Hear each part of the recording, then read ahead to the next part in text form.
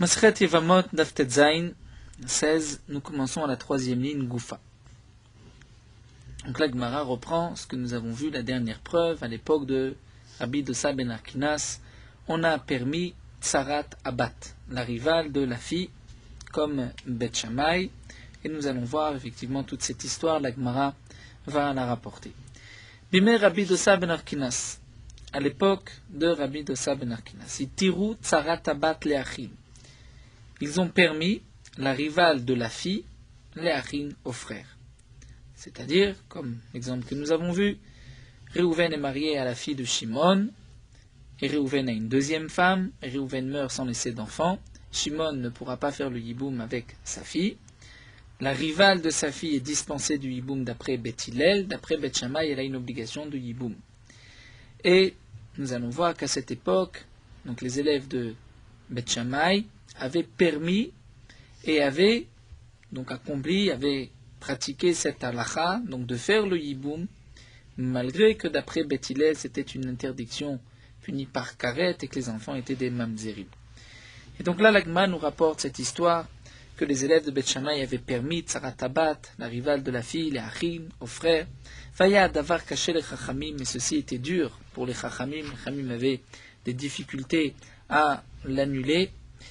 Mipnei shechacham gadol haya, parce que c'était un grand chacham, Rabbi Dossa ben Arkinas, et les chachamim, par respect à Rabbi Dossa ben Arkinas, eux pensaient que c'était lui qui avait permis. Donc, c'était assez difficile d'aller lui dire qu'il se trompe. De plus, ve'enav kamum ilavo le bet hamidrash, donc ses yeux étaient fatigués, il ne voyait plus, et donc il ne pouvait plus se rendre au bet hamidrash. Alors les chachamim ont dit, Amrou mi yelech, qui va aller chez Rabbi Dossa ben Arkinas v'yodiu, et on va lui faire savoir son erreur, lui dire que la halakha est comme Beth Hillel. Amar lahem Rabbi Yehoshua leur a dit au chachamim ani yelech, je vais aller. Ve'acharav mi, et après lui, avec lui qui va aller, Rabbi Lazar ben Azaria. C'est Rabbi Lazar ben Azaria qui s'est présenté volontaire. Ve'acharav mi, et un troisième, qui est le troisième, Rabbi Akiva. Halchou ve'amdou al petach beto. Les trois chachamim, Rabbi Yehoshua, Rabbi Lazar ben Azaria et Rabbi Akiva, ont été et sont tenus debout devant la porte de sa maison.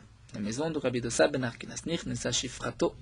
Sa servante est rentrée, la servante de Rabbi Dossa ben Arkinas. Amralo, elle lui a dit, Rabbi, Maître Chachmei Israël bayin etzlecha, les sages d'Israël viennent chez toi, viennent te voir. Amarla, il lui a dit, Yikansu, qu'ils rentrent. Venichnesu, et ils sont rentrés. Tafsol et Rabbi Yehoshua, Rabbi Dossa ben Arkinas a attrapé, a pris Rabbi Yehoshua, ve'oshivo ou al mita shel zahav, et il l'a fait s'asseoir sur un lit en or, un divan en or. Amarle, il lui a dit, Rabbi, donc là c'est Rabbi Yehoshua qui s'adresse à Rabbi Dossa ben Arkinas et qui lui dit, Maître, et mort le tamitra acher v'yeshev, invite un deuxième de tes élèves à s'asseoir. Amarlo, il lui a dit, Miou, qui est le second? Il a répondu, Rabbi Lazar ben Azaria. À ce moment-là, Rabbi Dossa ben Arkinas dit, Amar v'yesh lo ben Azaria chaverenu. Donc notre ami Azaria a laissé un enfant, Kara la vamikra azé. Il a mentionné ce pasouk sur Rabbi Lazar ben Azaria, Nahar haïti. J'étais jeune, gamzakanti, j'ai vieilli, vilo haïti tzadik nezav. Et je n'ai pas vu un tzadik abandonné, vezaro mevakeshlachem, et que sa descendance demande du pain. C'est-à-dire, je vois Rabbi Lazar ben Azaria, le fils de Azaria, qui était un tzaddik, donc sa descendance n'est pas à faire la mendicité. Il y a un Talmid Chacham, Rabbi Lazar ben Azaria, parmi ses descendants. Tafso ve'oshivu al mita shel zahav. Donc il l'a attrapé, il l'a fait s'asseoir sur un divan en or. Amarlo, et là Rabbi Yehoshua continue, dit Rabbi, et mort le Talmid Chacham, invite un troisième élève à s'asseoir.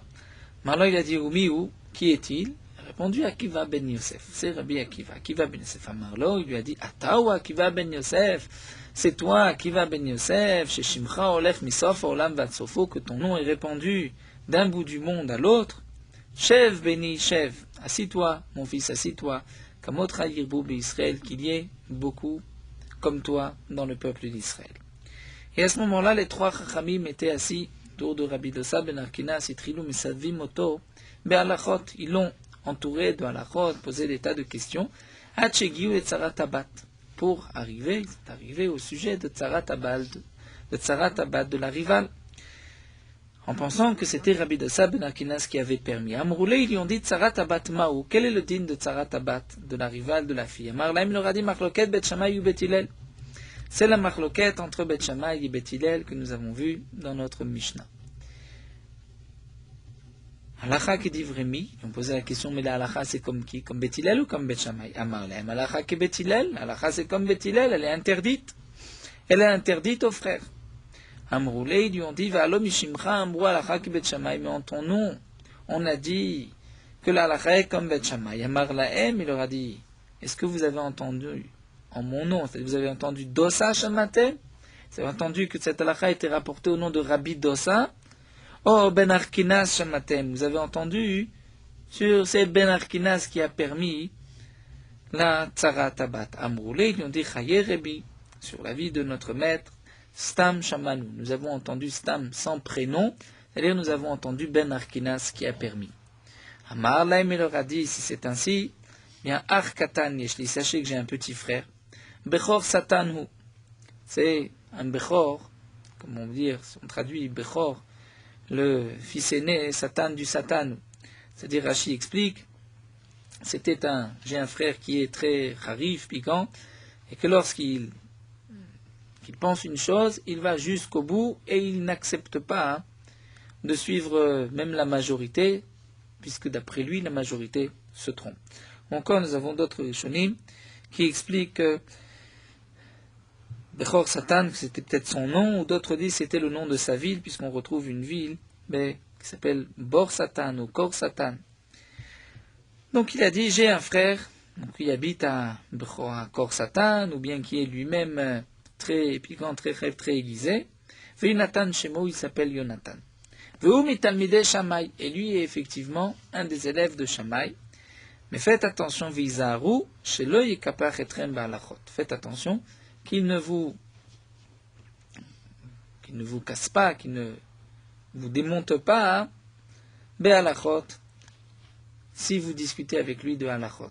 Pourquoi? Les fiches Imo, parce qu'il a avec lui Shlosh Meot Shuvot, 300 réponses, Betzarat Abat, à propos de la Tzarat Abat chez Imuteret, pour vous dire qu'elle est permise. Donc, si vous le rencontrez, ne discutez pas avec lui, parce que il a 300 réponses, et donc, vous n'arriverez pas à le contrer. Et comme expliquent les Mefarshim, donc Rabbi Dossa rajoute, peut-être que vous allez dire, bien, s'il a tellement de bonnes réponses et qu'on ne peut pas le contrer, alors il faudrait peut-être fixer la halakha comme lui.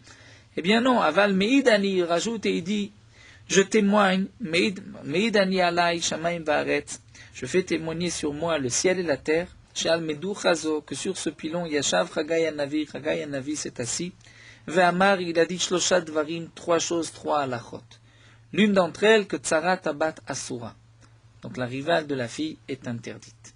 Donc même si lui a 300 réponses, nous avons une Kabbalah, une transmission de Chagay à Navi, qu'elle est interdite. Même si nous n'arrivons pas à contrer, à répondre à ces questions, mais c'est notre transmission, notre Kabbalah. Donc certainement qu'il y a des réponses à ces 300 arguments de Yonatan. Puisque nous avons rapporté que Chagay à Navi a tranché sur 3 halachot, donc la Gemara rapporte les 2 autres. Amon ou Moav me'asrim ma'aser ani b'shvit. La Gemara l'avait déjà rapporté dans Masret Chagiga. Il y a une partie, donc de l'autre côté du Yarden, partie de terre qui appartenait à Amon et à Moav, donc à ce peuple Amon ou Moav, que les Bnei Israël, Moshe Rabbeinu avait conquis et hérité de Sichon. Cette terre avait été conquise par Moshe Rabbeinu, et donc par la première Kedusha, lorsqu'ils étaient rentrés en Eretz Israël, ils avaient sanctifié cette terre de Amon ou Moav, et elle avait la Kedusha, la sainteté d'Eretz Israël. Mais, lorsque les Bnei Israël sont sortis en exil, après la destruction du premier Beth Amikdash, et que Ezra est revenu, Ezra a dû resanctifier toute la terre d'Israël. Et la première Kedusha avait été annulée, puisque nous avons une règle, Kedusha Rishona, Kitcha Leshata Velo Kitcha Natid Lavot. La première Kedusha, première sainteté que les Israël ont donnée à la terre d'Israël, c'était juste pour le moment, jusqu'à la destruction du deuxième Beth Amikdash. Pardon, jusqu'à la destruction du premier Beth Amikdash. Ensuite, il fallait resanctifier, et cette terre de Ammon ou Moab avait été habitée seulement par les Olé Mitzraïm, par ceux qui étaient montés d'Égypte, mais pas par les Olé Bavel, ceux qui étaient montés de Bavel. Et donc cette terre de Ammon ou Moab, après la reconstruction du deuxième Beth Amikdash, cette terre n'avait pas la Kedusha, la sainteté d'Eretz Israël. Donc on ne devait pas appliquer la Shemitah, la 7e année, dans cette terre. Si on n'applique pas la Shemitah, et que ça ne fait pas partie d'Eretz Israël, on ne devait pas non plus faire les prélèvements de Trumot ou Maasrot. Puisque on ne prélève les prélèvements de Trumot ou Maasrot qu'en Eretz Israël, et en Eretz Israël, la 7e année, c'est l'année de la Shemitah, l'année shabbatique, donc il n'y a pas de prélèvement.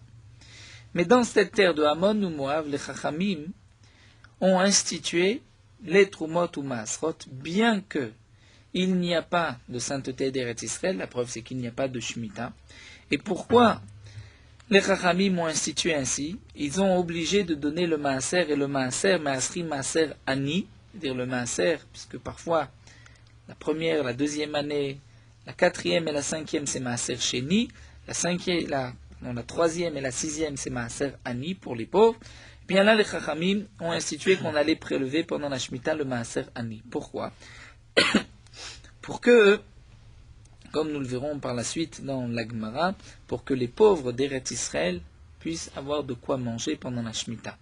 Donc ils avaient la possibilité de sortir vers ces terres de Ammon ou Moab et de récupérer, donc bien les quêtes Shikha ou Pea, tout ce qui était laissé sur le champ, et aussi le Maaser Ani, le Maaser qui était donné aux pauvres. Donc bien qu'il n'y avait pas d'obligation, les Chachamim ont institué qu'il fallait donner Maaser Ani. Ça c'est le deuxième point que Chagai Hanavi a enseigné.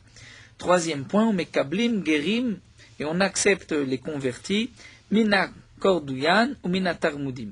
De ces deux endroits, Kordouyan et Tarmudim, et on ne craint pas que les habitants de Kordouyan et Tarmudim soient des Béné Israël, Mamzerim, comme certains le pensent, nous le verrons par la suite. Donc Chagai Hanavi a permis d'accepter des guéris, des convertis de là-bas. On ne craint pas que ce soit des Israélim Mamzerim, ce sont des Goïm, et donc on peut les accepter en tant que convertis. Alors la Gemara termine notre histoire avec Rabbi Dossa et son frère. Tana, nous avons une braïta chez Nichnesu bepetach echad.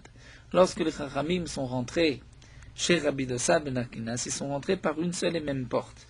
Mais chez Yatsu, lorsqu'ils sont sortis, Yatsu bishlosha ptachim, ils sont sortis dans 3 portes. Pourquoi 3 portes? Pourquoi ils n'ont pas pris une seule porte? Parce qu'ils ont eu peur de rencontrer Yonatan, le frère de Rabbi Dossa ben Akinas, et que si les 3 Chachamim avaient dû discuter avec Yonatan, eh bien peut-être que ce Yonatan les aurait convaincus. D'autres Mefarshim m'expliquent pourquoi par 3 portes, pour au contraire essayer de le rencontrer, de discuter avec lui, et c'est ce qui s'est passé. Pagabo be Rabbi Akiva, Yonatan, le frère de Rabbi Dossa ben Akinas, a rencontré Rabbi Akiva. Akshele veukme, il lui a posé des questions, veukme, et il l'a laissé sans réponse. Rabbi Akiva n'avait pas de réponse aux arguments de Yonatan. Amarlo, Yonatan lui a dit, Atao Akiva, est-ce que c'est toi Akiva, Sheshimcha olech misof haolam vatsofo, que ton nom va d'un bout du monde à l'autre, Ashrecha shezachita leshem.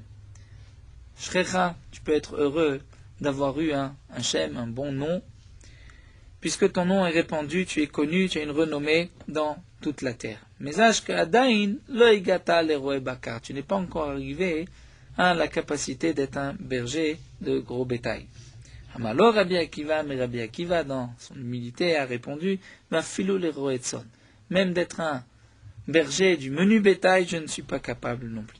N'oublions pas que Rabbi Akiva était le berger de Kalba Savoua, son beau-père, donc pour cela qu'il a repris l'expression de Roé Bakar et Roetson. Donc là nous avons effectivement vu que ce n'était pas Rabbi Dossa ben Akinas qui avait permis Sarah Tabat, c'était son frère, et que le Chachamim a eu du mal même avec lui, donc Donc Rabbi Akiva n'avait pas pu le contrer, bien qu'on savait que la halakha était comme Beth Hillel, puisque c'était la majorité. Et puisque la halakha avait été fixée comme Beth Hillel, on devait interdire Tzarat Tabat. De plus, on avait ce témoignage de Rabbi Dossa ben Arkina, son nom de Chagai Han-Navi. Donc on avait une transmission, une Kabbalah, qu'il fallait interdire Tzarat Tabat. Alors la Gemara reprend maintenant les deux autres points que nous avons vus au nom de Chagai Han-Navi. La Gemara nous dit Amon ou Moav Maasri Maaserani Bishvit. Donc dans la terre de Amon ou Moav, on devait prélever le Maaser Ani la 7e année, l'année de Shemitah, bien qu'en Eretz Israël il n'y a pas de Maasrot puisque c'est la Shemitah, et qu'à Amon ou Moav il n'y a pas de Shemitah puisque ce n'est pas Eretz Israël. Donc les Chachamim ont institué un Maaser Ani. Pourquoi d'Amarmar? Comme il a été dit, Arbe Krachim Kafshu Olem Mitzrayim, beaucoup de villages ont été conquis par ceux qui sont montés d'Égypte, les Bnei Israël en montant d'Égypte, Velo Kifshu Olem Babel, mais que ceux qui sont montés de Babel n'étaient pas aussi nombreux et donc n'ont pas conquis tous ces villages. Fait Kedusha Rishona, la première Kedusha sainteté que les Bnei Israël ont sanctifié la terre, Kitcha Lesha'ata, elle n'a de valeur de Kedusha que les Sha'ata pour le moment, Velo Kitcha Latid Lavo, mais pas pour les temps futurs, c'est-à-dire après la destruction du premier Beth Amikdash, au moment de la Galoute, la Kedusha d'Eretz Israël a disparu. V'inichum, et ensuite, même lorsqu'ils sont revenus à l'époque de Ezra et qu'ils ont resanctifié la terre, ils ont laissé Amon ou Moav, pour que les pauvres puissent s'appuyer, c'est-à-dire manger dans ces terrains de Amon ou Moav pendant la Shemitah. On reprend le troisième din, mais kablim gerim in akordium tarmudim, on accepte les convertis de kordoim tarmudim, on ne considère pas que ce sont des Yisraël mamzerim. Et ni pourtant demande Agma vatanira me bari cheskel ramber, ce qu'elle a enseigné le mekablim gerim in akordium, on n'accepte pas les gerim, les convertis de kordim, puisqu'on considère que ce sont des béné Israël qui sont des mamzerim. Amar Ravashi, Ravashi répond kartouyim itmar. Ce qui a été dit qu'on n'accepte pas, c'est pas Kardouyim, mais c'est Kartouyim, c'est un autre village, un autre endroit. Et effectivement, eux étaient Psulim, Kedamrinche, comme les gens ont l'habitude de dire, Kartouyim, Psulim, les Kartouyim sont Psulim, sont des Mamzerim. Kadamri, d'après certains, on lisait ainsi que c'est Taner Ramé Bar Cheskel, qui a lui-même enseigné El Mekablim Gerimina Kartouyim. Et donc, l'Agmara voulait dire Maïla Vainu Kartouyim Anu Kardouyim, que c'est la même chose, Kartouyim, Kardouyim, et l'Agmara répond à Maravashilo. Kartouye l'Echoud et Kartouye l'Echoud. Donc ceux de Kartouye sont Psulim, de Kartouye sont Ksherim, Kidamrinche, comme les gens disent, Kartouye, Psilé. Les Kartouyim sont Psulim, sont des Mamzerim. La Gemara nous dit que Rabbi Yochanan Vesavia, Rabbi Yochanan est un sage, l'Amre Tarvayou, tous les deux disaient En Mekablim Gerim et Tarmudim. On n'accepte pas les convertis de cet endroit de Tarmudim. Demande la Gemara à Rabbi Yochanan Achi, est-ce que Rabbi Yochanan a pu dire une telle chose qu'on n'accepte pas les guérim, les convertis de Tarmudim? Ça voudrait dire que Rabbi Yochanan considère que c'était des juifs mamzerim, c'est pour cela qu'on ne peut pas les accepter.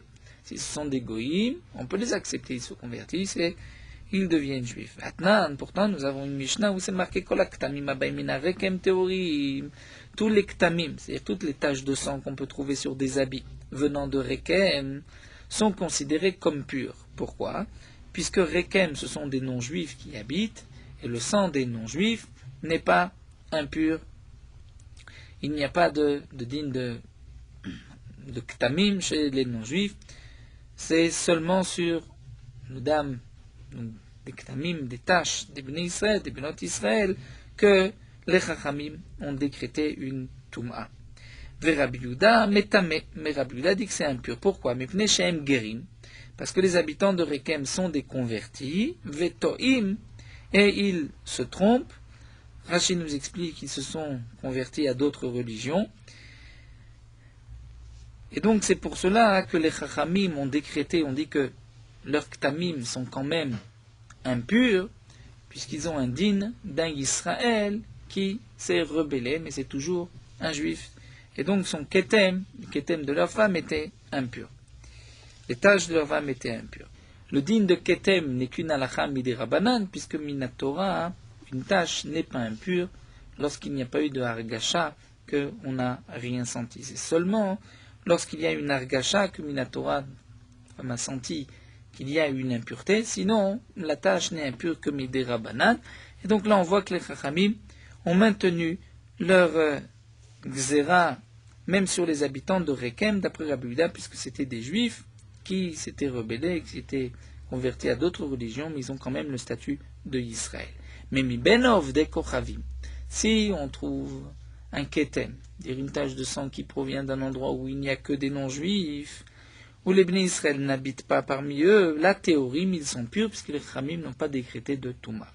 Vavinanba, et on s'est posé la question sur cette Mishnah, Kapasit vetanemi benov de Kochavim, puisque c'est marqué que les taches qui proviennent des non-juifs, elles sont pures. Donc ça voudrait dire, va filomin Tarmud, même de cet endroit-là. Vamar Rabbi Yochanan, et Rabbi Yochanan a dit Zot Omeret, puisqu'effectivement, c'est marqué mi benov de Kochavim, et que cela inclut aussi Tarmud. Donc dit Rabbi Yochanan, mais kablim gerin mi Tarmud, on peut accepter des convertis de Tarmud, puisque Tarmud ce n'était que des non-juifs. Donc tu vois que Rabbi Yochanan pense que les Tarmudim étaient des non-juifs, ce n'étaient pas des Israélim mamzerim. Veritema, peut-être voudras-tu dire que Zot velo sevirale, que Rabbi Yochanan qui a dit Zot omeret, il a voulu expliquer la Mishnah, mais lui ne pense pas ainsi. Enfin, Rabbi Yochanan, Agma nous dit on ne peut pas dire une telle chose. Pourquoi? Parce que Rabbi Yochanan a dit que Halakha est Stam Mishnah. L'Halakha est comme une Stam Mishnah. Lorsque nous avons une Mishnah et que le nom de l'auteur de cette Mishnah n'est pas mentionné, la halakha est comme cette Mishnah. Donc Rabbi Yochanan serait d'accord avec la Mishnah qu'un ketem provenant de Tarmud est pur, donc les Tarmudim sont des goïm. Si c'est ainsi, pourquoi Rabbi Yochanan a dit plus haut qu'on n'accepte pas les guérim des Tarmudim, qu'on les considère comme des juifs mamzerim? Alors la Gemara répond, Emoraeninu valiba de Rabbi Yochanan. C'est effectivement une machloket amoraïm d'après Rabbi Yochanan. Qu'est-ce que pense Rabbi Yochanan? Certains considèrent que Rabbi Yochanan interdit les Tarmudim, d'autres pensent que Rabbi Yochanan permettait les Tarmudim. Alors la Gemara continue, mit Tarmud, maïta malo. Revenons, pourquoi de Tarmud ça serait interdit? Parce que nous avons vu plus haut que Rabbi Yochanan Vesavia, Rabbi Yochanan et un sage ont tous les deux dit qu'on n'accepte pas les guérim de Tarmud. Pourquoi? Pourquoi on n'accepte pas? Pligeba, Rabbi Yochanan Vesavia. Nous dit la Gemara, il y avait une marloquette entre Rabbi Yochanan et un sage. Chadamar, l'un donne la raison pourquoi on n'accepte pas les guérim de Tarmudim. Mishum avde Shlomo, à cause des esclaves de Shlomo. C'est-à-dire que Shlomo Amelech, nous explique Rashi, avait des esclaves qui étaient riches, et qui s'étaient emparés de Benot Israël, de filles juives, et qui les avaient prises de force. Et donc, Rabbi Yochanan penserait que Oved, et donc celui qui explique Mishum Avdei Shlomo, penserait que lorsqu'un non-juif ou un esclave a une union avec une fille d'Israël, cet enfant est considéré comme mamzer. Donc c'est une marloquette, est-ce qu'il est considéré comme mamzer? Donc là, halakha, lorsqu'une femme juive a un enfant avec un non-juif ou avec un esclave, il n'est pas mamzer.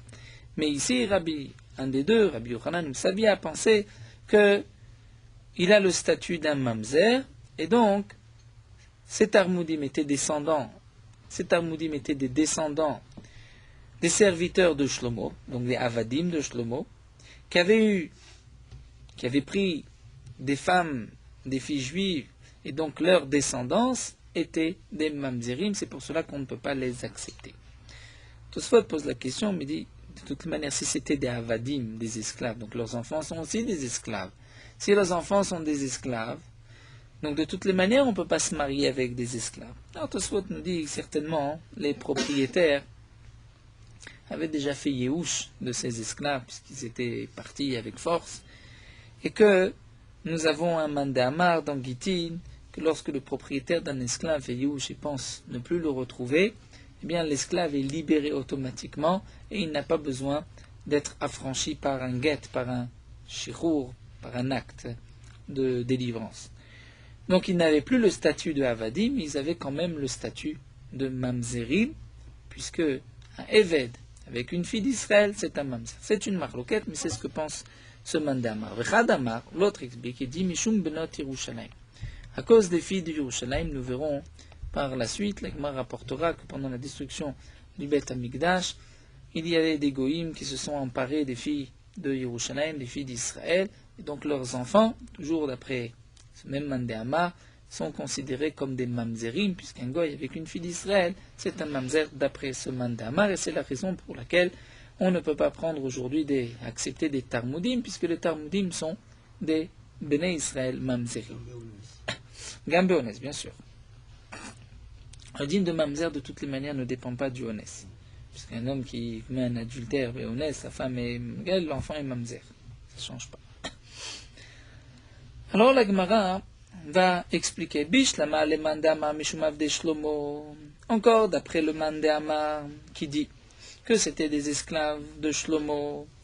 Donc pourquoi on les considère comme mamzerim? Parce que Kassavar il pense qu'Ovet Kochavim Veved Albal Bat Israël Avlad Mamzer. Il pense comme ce mandama qui est rapporté plus loin et dans Maseret Kiddushin, qu'un non-juif ou un esclave qui a une relation avec une fille d'Israël et qu'un enfant né de cette union, Avlad Mamzer, l'enfant est un mamzer. Donc si c'est un mamzer, on comprend pourquoi, même s'il se convertit, si c'est un juif, il ne peut pas se convertir, mais même si on le convertit, ça reste un mamzer. Elle a le mandama mishum benot Yerushalayim mahi, mais celui qui dit que c'est benot Yerushalayim, de quoi il s'agit? Quel était le cas des benot Yerushalayim? Mais la Gemara nous rapporte Pligebar Rav Yosef et Rabbanan. Rav Yosef et les Chachamim sont en marloquette là-dessus, Vetarvayu Mishme de Rabbi Bachana, et tous les deux, que ce soit Rav Yosef ou les Chachamim, c'était au nom de Rabba Bar Bachana. Chadamar, lundi, Tresar Alfe Gavre, il y avait 12 000 hommes, Veshita Alfe Kashtouye, et 6 000 archers. Vechadamar, d'après un autre mandéamar, c'était en vérité Tresar Alfe Gavre, 12 000 hommes, 12 000 soldats, ou Minayou, et parmi eux, Shita Alfe Kashtouye, il y avait 6 000 archers. C'était des non-juifs, les soldats de l'ennemi, lorsque les non-juifs sont rentrés dans le Beth Amikdash, dans le Echal, Akol Nifnu al Kesef Vezav. Tous les soldats, tous ceux qui sont rentrés, se sont tournés vers l'or et l'argent, pour s'emparer de l'or et de l'argent du Beth Amikdash. Vehem, et c'est donc 18 000 ou c'est 12 000, Nifnu al Benot Israël, al Benot Yerushalayim, se sont tournés vers les filles d'Yerushalayim, Shenema, comme c'est marqué dans le Pasuk, Nashim, Tzion, Inu, qu'ils ont violé des filles, les femmes à Tzion, Betulot, des jeunes filles Bari Yehuda dans les villes de Yehuda. Donc on voit qu'il y avait des non-juifs qui s'étaient emparés des filles d'Israël, et donc ces enfants étaient des mamzerim, toujours d'après le même mandéama. Ils habitaient c'était les Tarmudaïm, et c'est pour cela que Rabbi Yochanan a dit plus haut qu'on ne les acceptait pas, même après une conversion, puisque c'était des mamzerim. Amar Rabbi Shmuel bar Nachmani, Amar Rabbi Yonatan. Rabbi Shmuel bar Nachmani dit au nom de Rabbi Yonatan, Pasuk Zé, ce Pasuk, Sara Olam Amoro. C'est un malach qui l'a dit. Quel Pasuk? Nahar Haïti, Gam Zakanti. J'étais jeune, j'étais Nahar, enfant, adolescent, Gam Zakanti, j'ai aussi vieilli. Manamre, dit l'Agma, qui est-ce qui a pu le dire? Il est Makuchabrihu, si c'est Akadosh Baruch Hu qui dit Nahar Haïti, Gam Zakanti, Mikazikne Kame. Est-ce qu'il y a une vieillesse devant Akadosh Baruch Hu? Bien que parfois on voit Akadosh Baruch Hu paraît comme un Zaken, mais Akadosh Baruch Hu lui-même ne va pas dire Nahar Haïti Gam Zakanti, j'ai vieilli. Vela David Amre, est-ce que c'est David Ameler qui a pu dire Zakanti Mikashish Kulei? David Ameler n'était pas si vieux. C'est vrai que David Ameler a vécu jusqu'à l'âge de 70 ans, nous explique le même Farshi. Mais lorsqu'on dit Gam Zakanti, c'est-à-dire j'étais aussi vieux, c'est-à-dire j'ai dépassé aussi cette période de Zikna, je suis passé au-delà. Et David Ameler n'a pas dépassé la Zikna, il est mort dans la Zikna. Donc ça ne peut pas être non plus David Ameler. On est obligé de dire que c'est un malach qui l'a dit. Puisqu'on rapporte plus haut Rabbi Shmuel ben Nachmani, Rabbi Natan, l'Agma continue, Maï dirtiv, quelle est la signification de ce pasuk? Yado paras tsar alkol machamadea. Sa main a étendu l'ennemi alkol machamadea sur tout ce qui était machmad, dire toutes choses précieuses du clan d'Israël, de Yerushalayim. De quoi il s'agit? De qui il s'agit? C'est Ammon ou Moav. C'est Ammon ou Moav. Ces deux peuples, lorsque les non-juifs sont rentrés pour détruire le Beth Amikdash. Akol nifnu al kesef vezav, ils se sont tous tournés vers l'or et l'argent. Vehem nifnu al sefer Torah. Et eux, Ammon ou Moav, se sont tournés vers le sefer Torah. Amrou, ils ont dit, Zeh shekatuv bo, le sefer Torah. Où c'est marqué à l'intérieur, Lo yavo Ammoni ou Moavi bikal Hashem, que le Ammon ou Moav ne peut pas rentrer, ne peut pas se convertir, on ne peut pas les accepter dans le Kahal Hashem, il s'arrête Ba'esh, on va le brûler par le feu. Donc on voit que c'est exceptionnel. Les Goïm ont été cherchés à Monomoav, le Sefer Torah, où c'était marqué, où ils avaient l'interdiction de rentrer dans le peuple d'Israël pour le brûler. Ils y croyaient ou ils y croyaient pas? Et si ça a une importance à leurs yeux, comment ils peuvent le brûler? Alors la Gemara continue avec aussi un autre pasuk. Tziva Hashem le Yaakov sevivav tzarav. Akadosh Baruch Hu a ordonné sur Yaakov, sevivav, qu'autour de lui, autour de Yaakov, il y ait ses ennemis. Hamarav, Rav nous dit Kegon Humnaya le Fumnara. Comme Humnaya qui se trouve à côté du Nahar, à côté du fleuve. Rashi nous dit Beumnaya.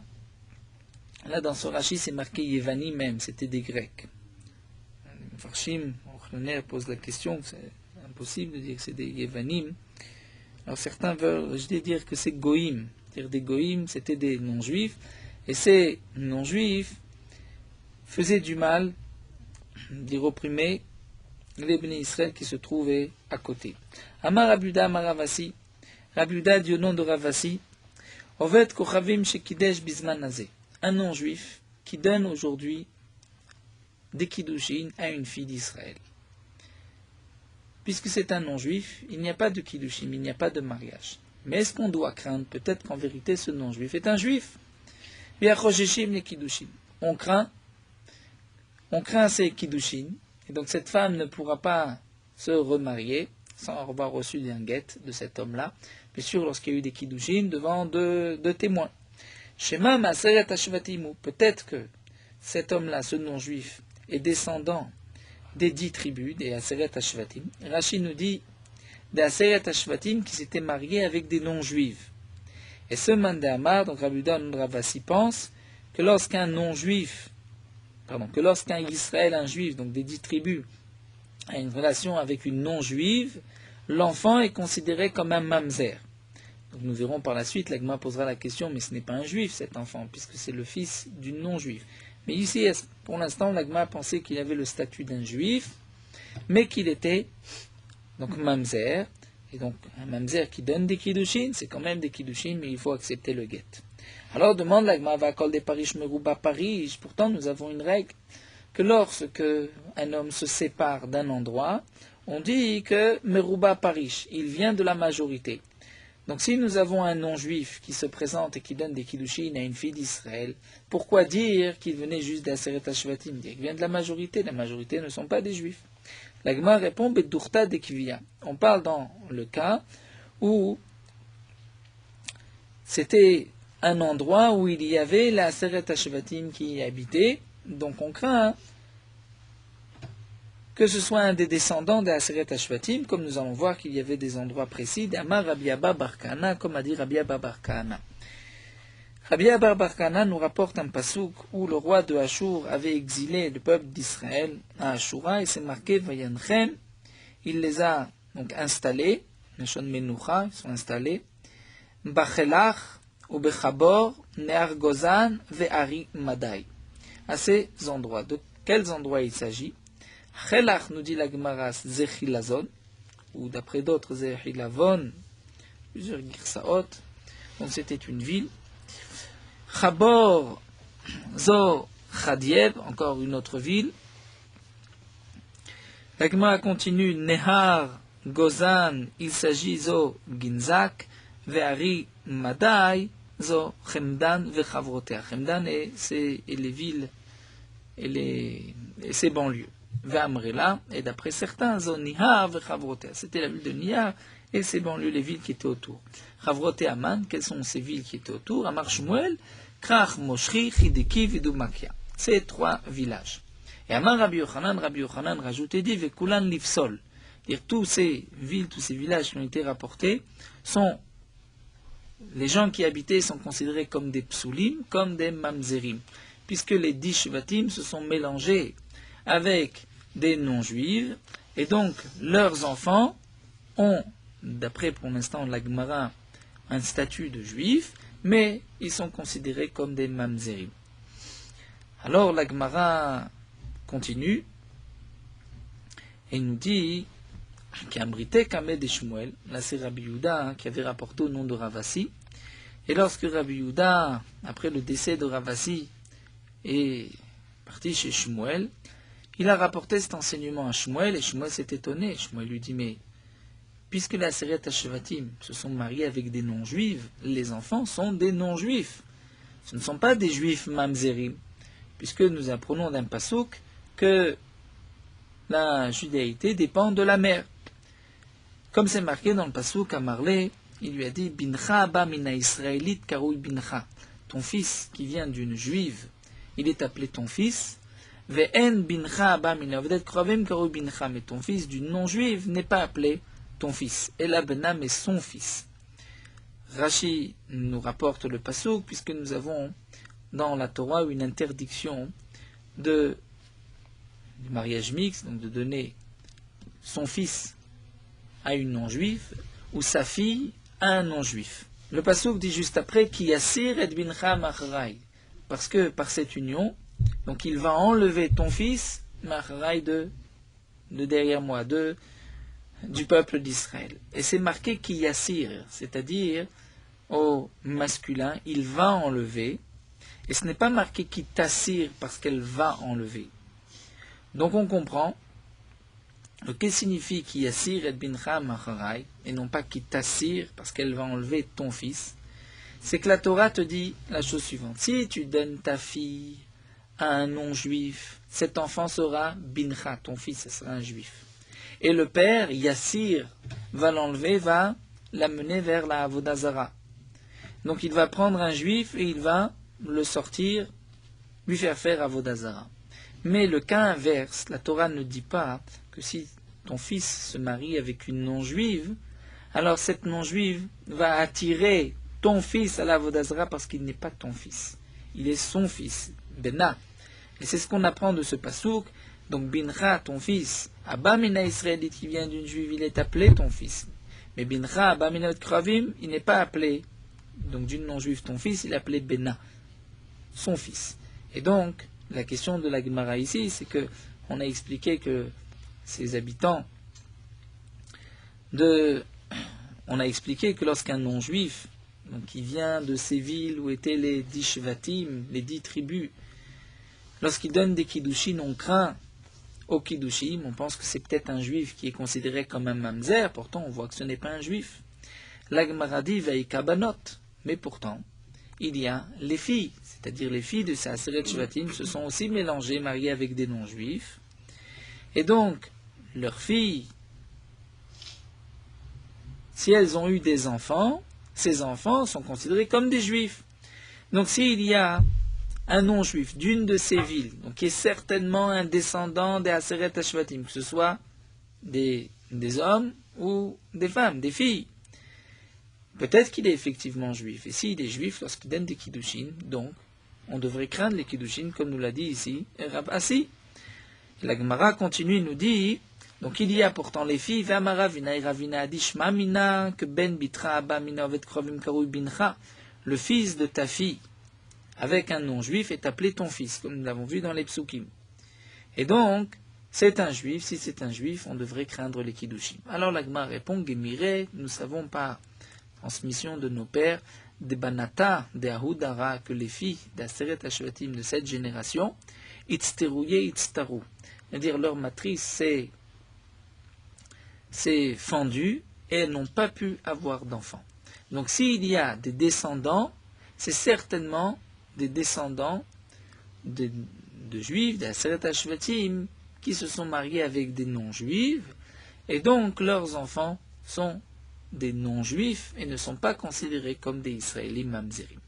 Et qu'Adamri, d'après une autre version, qu'Amrita Kamed de Shmuel, lorsque Rabbi Yehuda avait rapporté cet enseignement de Shmuel, à Marley, il lui a dit Lo zazum misham ad shasaum ovdei kravim gmurim. En réalité, ils n'ont pas bougé de là-bas avant que les Khamim ont décrété sur ces hommes qu'ils soient considérés comme des non-juifs, Shenema, comme c'est marqué dans le Pasuk, Bashem Bakdu, Kibanim Zarim Yaladu. Ils se sont rebellés contre Akadosh Baruch Hu parce qu'ils ont eu des enfants étrangers. Donc, de toutes les manières, d'après cet avis aussi, on les a considérés comme des non-juifs, et donc Rabbi Yehuda rapporte au nom de Shmuel que même si un non-juif de ces endroits va donner des kiddushin, on ne craint pas les kiddushin et on considère que c'était un non-juif qui a donné les kiddushin, il n'y a pas eu de mariage et cette femme qui a reçu les kiddushin peut se remarier normalement. Alors nous allons nous arrêter ici à Tivra Vesef. Meorot halacha daf tetzain. Toujours dans Netilat Yadayim du matin. Donc il est bon de faire attention au moment de Netilat Yadayim du matin, de la même manière que lorsque on se lave les mains pour manger du pain, il y a quelques halachot importantes, on doit aussi de même faire attention pour Netilat Yadayim du matin comme pour Netilat Yadayim de la Seouda. Et donc de même que pour manger du pain, lorsque on se lave les mains, il faut la quantité d'un révi'it d'eau, environ 86 millilitres ou 150 d'après certains, et que la Netilat Yadayim doit se faire avec un keli, et aussi par la force de l'homme, de même pour Netilat Yadayim du matin, il est bon d'agir ainsi. Mais dans tous les cas, si on n'a pas la possibilité d'utiliser un keli ou la force de l'homme ou un révi'it, on fera Netilat Yadayim avec ce que l'on a. L'eau qu'on utilise pour Netilat Yadayim du matin, il faut faire attention que ce ne soit pas de l'eau salée ni de l'eau sale qu'un chien ne pourrait pas boire.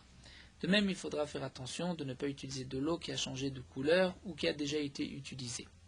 Dans tous les cas, si on n'a pas d'autre eau, on pourra les utiliser. Lorsque on se lave les mains le matin d'une manière qui n'est pas valable pour la Seouda si on mangeait du pain, on n'a pas d'autre eau, donc on va utiliser ce qu'on a, sans keli.